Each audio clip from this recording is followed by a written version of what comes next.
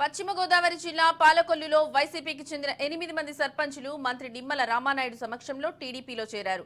NDA కూటమి అధికారంలోకి వచ్చాక సర్పంచులు సగర్వంగా గ్రామాల్లో తల ఎత్తుకుని తిరిగే పరిస్థితి ఏర్పడిందని నిమ్మల రామానాయుడు అన్నారు. వైసీపీ ప్రభుత్వం పంచాయతీ నిధులను పక్కదోవ పట్టించి గ్రామాలకు నిధులు లేకుండా చేసిందని ఆయన విమర్శించారు.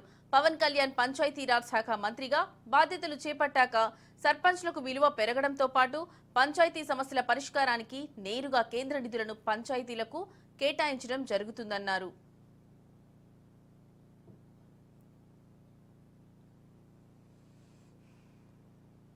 మళ్ళీ తెలుగుదేశం పార్టీకి వైఎస్ఆర్సీపీకి రాజీనామా చేసి తెలుగుదేశం పార్టీలో చేరారనంటే ప్రధానంగా ఈవేళ ఎన్డీఏ కూటమి వచ్చిన తర్వాత సర్పంచులు సగౌరవంగా తలెత్తుకుని తిరిగేటువంటి విధంగా గ్రామాల్లో మాకు అవకాశం ఎన్డీఏ ప్రభుత్వం కల్పించింది.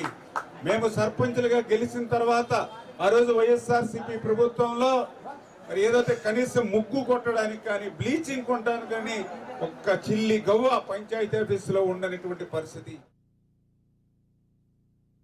ఈ సర్పంచులందరూ కూడా మళ్ళీ తెలుగుదేశం పార్టీకి వైఎస్ఆర్సీపీకి రాజీనామా చేసి తెలుగుదేశం పార్టీలో చేరారనంటే ప్రధానంగా ఈవేళ